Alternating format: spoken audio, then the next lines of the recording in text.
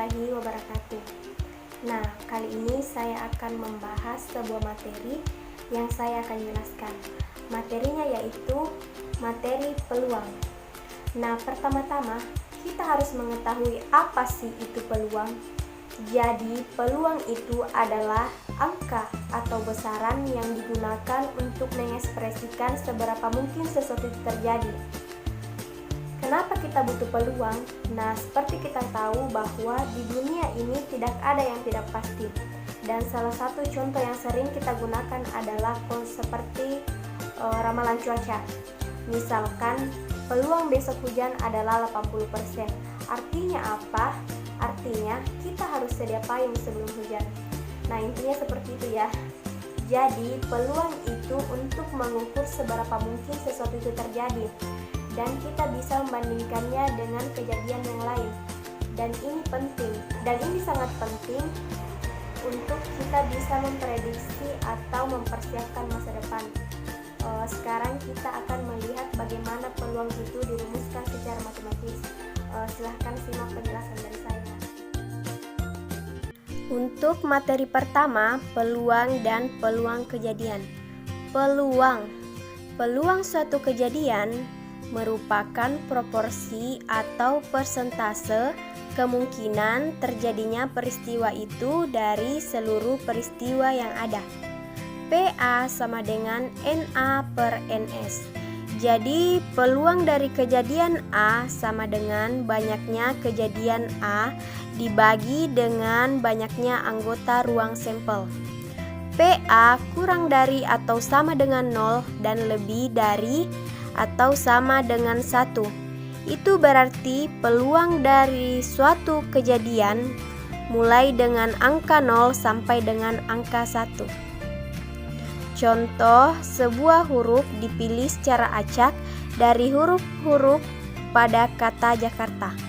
JAKARTA. Tentukan peluang terpilihnya huruf A. Nah, banyak kejadian yang dimaksud yaitu peluang terpilihnya huruf A-nya. Huruf A-nya tadi pada kata Jakarta terdapat 3. Ada 3 huruf pada kata Jakarta. Kemudian banyak kejadian yang mungkin, yaitu jumlah dari kata Jakarta ada 7. Maka peluang huruf A sama dengan banyak kejadian yang dimaksud, dibagi dengan banyak kejadian yang mungkin, yaitu 3/7. Peluang kejadian. Definisi: peluang suatu kejadian A adalah jumlah bobot semua titik sampel yang termasuk A. Jadi, peluang A kurang dari atau sama dengan 0 dan lebih dari atau sama dengan 1. Dan peluang yang tidak memiliki elemen sama dengan 0 dan PT sama dengan 1.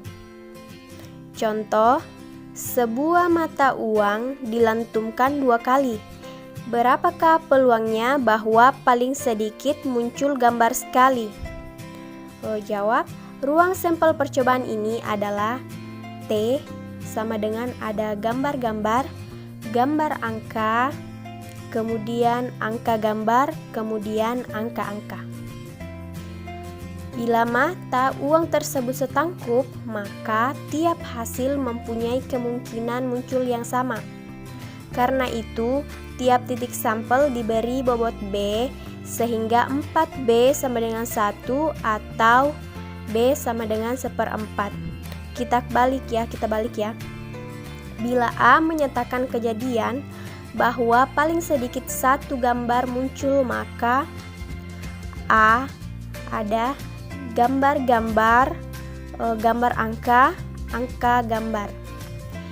Maka peluang dari kejadian tersebut adalah 1/4 ditambah 1/4 ditambah 1/4 sama dengan 3/4. Selanjutnya, teorema peluang kejadian. Bila suatu percobaan dapat menghasilkan N besar, macam hasil yang berkemungkinannya sama, dan bila tepat sebanyak N kecil, Dari hasil berkaitan dengan kejadian A, maka peluang kejadian A adalah PA sama dengan N kecil per N besar. N kecil ini adalah peristiwa terjadinya sebanyak berapa, kemudian dibagi dengan semua peristiwa. Contoh, sekantong permen berisi 6 rasa jeruk, 4 rasa kopi, dan 3 rasa coklat.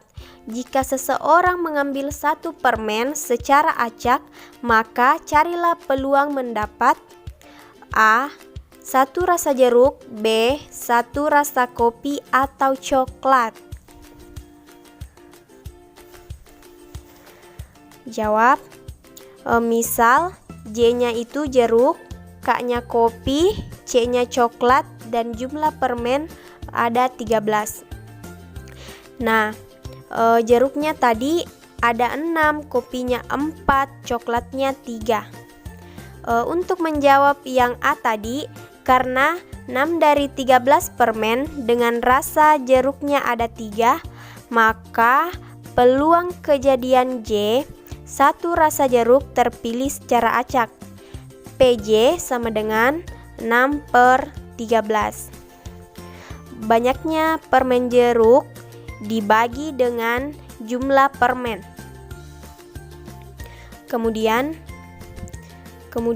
untuk menjawab yang bagian B, karena 7 dari 13 permen dengan rasa kopi atau coklat. Nah, kopi tadi permennya ada 4, kemudian coklatnya ada 3. Kita jumlahkan 4 ditambah 3 hasilnya 7. Maka peluang kopi atau coklat itu sama dengan jumlah kopi dan coklat tadi dibagi dengan jumlah permen 7 per 13. Kemudian operasi-operasi pada peluang. Apa saja operasi-operasi pada peluang? Yaitu ada irisan, simbolnya seperti ini, seperti huruf N. Kemudian gabungan, simbolnya seperti huruf U. Kemudian komplement, pangkat seperti ini, pangkat C seperti ini, atau bisa juga tanda petik 1. Irisan 2 kejadian. Irisan 2 kejadian A dan B dinyatakan dengan A irisan B. Merupakan kejadian yang elemennya termasuk dalam A dan B. Yang mana yang termasuk irisan dari 2 kejadian? Di sini ada gambar diagram Venn. Jadi, yang dimaksud irisan adalah ini. Kemudian yang kedua, ada gabungan 2 kejadian. Gabungan 2 kejadian A dan B dinyatakan dengan A gabungan B merupakan kejadian yang mengandung semua elemen termasuk A atau B atau keduanya. Nah, jadi gabungan itu keduanya. Di sini ada diagram Venn, ada A dan B yang termasuk gabungan.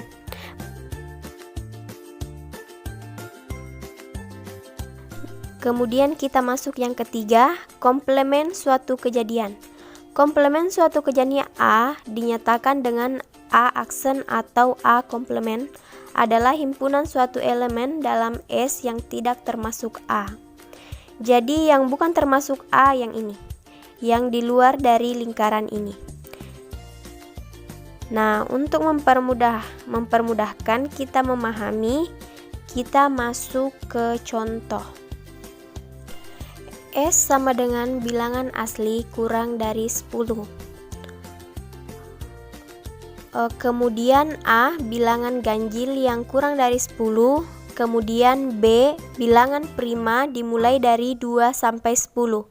Tentukan kejadian berikut.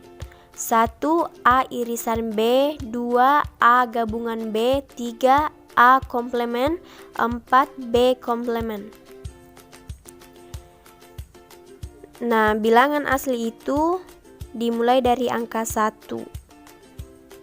Nah, ini yang termasuk bilangan asli tadi 1 sampai 9. 1 2 3 4 5 6 7 8 9. Bilangan asli yang kurang dari 10 tadi ya. Kemudian yang A, bilangan ganjil yang kurang dari 10 ada 1 3 5 7 9. Kemudian yang B, bilangan prima dimulai dari 2 sampai dengan 7 yaitu 2 3 5 7. Di sini sudah ada gambar diagram Venn. Kita masukkan saja A-nya tadi 1 3 5 7 9. B-nya 2, 3, 5, 7. Yang tidak termasuk anggota A dan B, kita letakkan angkanya di sini. Di luar. Nah, untuk menentukan A irisan B. A irisan B berarti ini. Berarti 3, 5, 7. Kemudian A gabungan B berarti bagian sini, semua angka yang ada di lingkaran,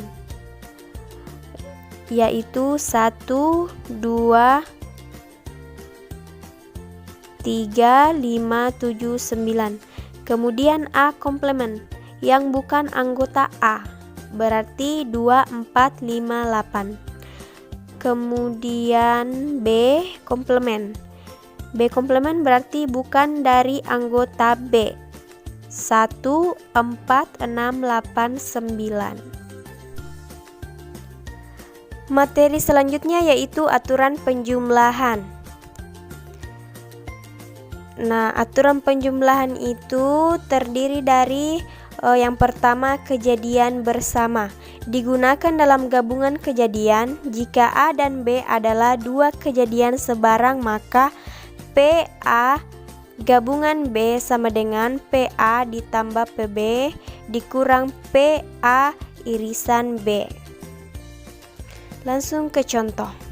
Peluang seorang mahasiswa lulus statistika dan probabilitas adalah 2/3 dan peluangnya lulus SBM adalah 4/9.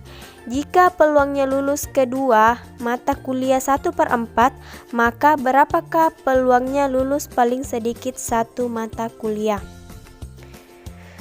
Jadi kita misalkan itu PA-nya statistika dan probabilitas 2/3, PB-nya 4/9, PA irisan B 1/4. Kemudian yang salah satu peluang A gabungan B. Jadi peluang satu mata kuliah yang lulus. Jadi PA gabungan B sama dengan PA ditambah PB dikurang PA irisan B. Kita masukkan saja 2/3 ditambah 4/9 dikurang PA-nya irisan B-nya yaitu 1/4. Nah, ini kita tinggal menyamakan penyebut. 3, 9, dan 4. Ini kita tinggal samakan saja penyebutnya, kemudian kita jumlahkan pembilangnya. Hasilnya adalah 31/36. Selanjutnya, kejadian terpisah.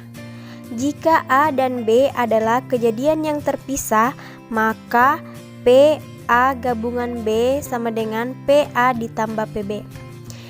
Dan jika A1, A2, A3 sampai dengan AN kejadian saling terpisah, maka PA1 gabungan A2 gabungan A3 sampai dengan seterusnya PA1 ditambah PA2 ditambah PA3 sampai dengan seterusnya. Untuk memahaminya kita ke contoh. Berapakah peluang mendapatkan jumlah 7 atau 11 bila dua dadu dilantunkan? Nah, jadi kita di sini Misalkan A-nya kejadian jumlah 7 muncul, B-nya kejadian jumlah 11 muncul. Nah, jumlah 7 muncul. Untuk 2 dadu itu bisa 1,6, 2,5, 3,4, 4,3, 5,2, dan 6,1. Nah, kejadian jumlah 7 muncul ini mempunyai ruang sampel. Ruang sampel yaitu ada 6, kemudian jumlah 11 muncul mempunyai ruang sampel ada 2 anggota.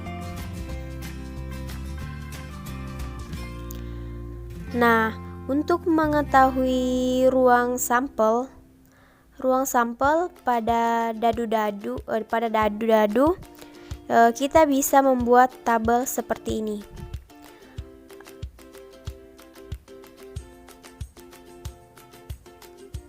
Atau juga kalau hanya ingin mengetahui jumlah ruang sampelnya saja, maka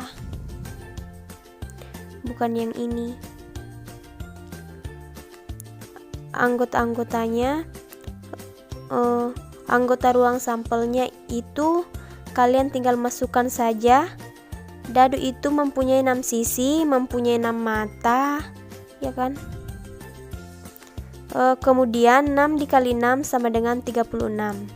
Maka anggota ruang sampelnya ada 36.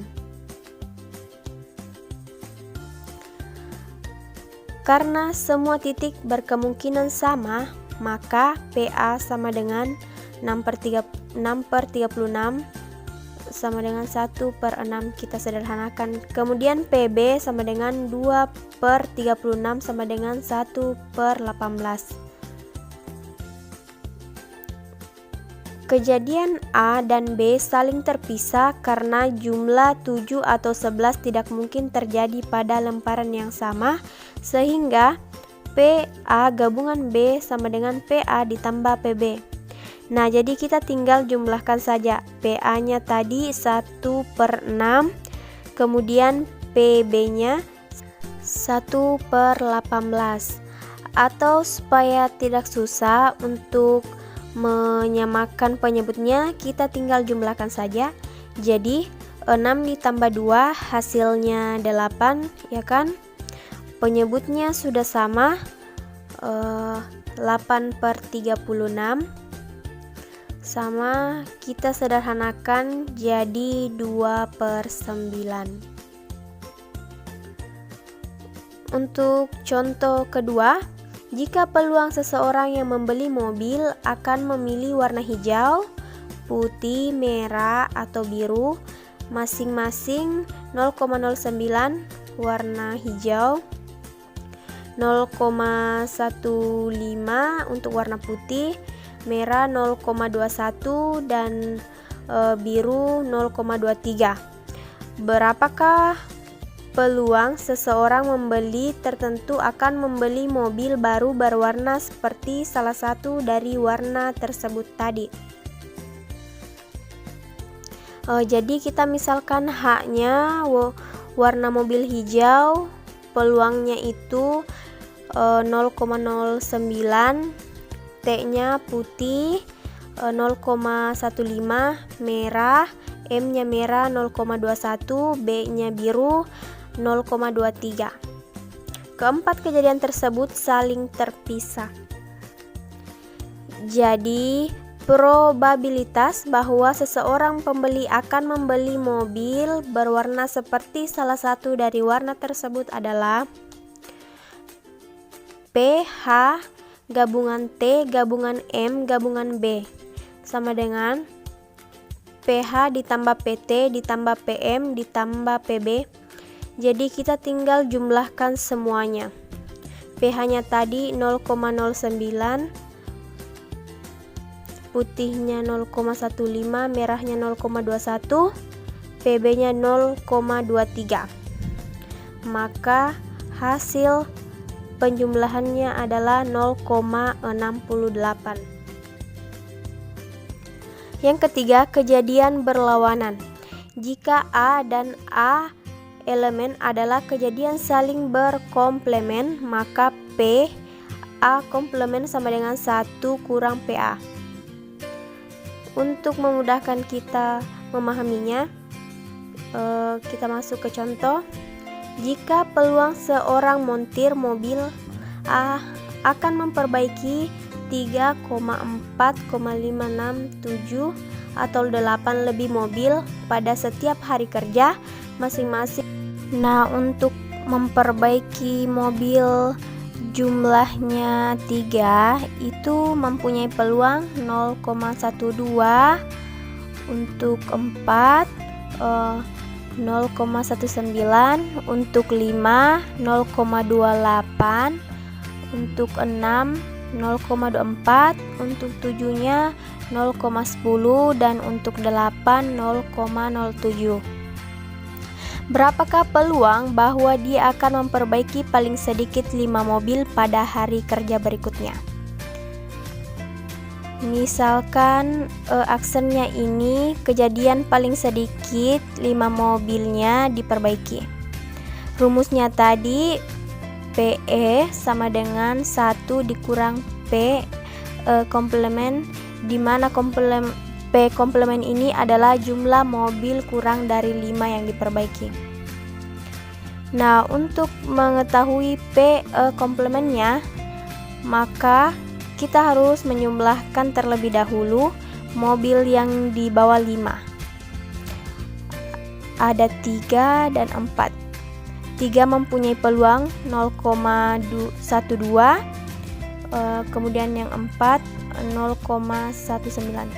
Kita jumlahkan hasilnya 0,31, di mana 0,31 adalah peluang kurang dari 5 mobil yang diperbaiki. Maka peluang 5 kurang dari atau sama dengan sama dengan, kita masukkan saja ini rumusnya ya, 1 dikurang PE aksennya tadi itu 0,31, kemudian kita kurangkan hasilnya 0,69. Nah, itulah tadi penjelasan dari saya mengenai materi peluang. Sekian, assalamualaikum warahmatullahi wabarakatuh.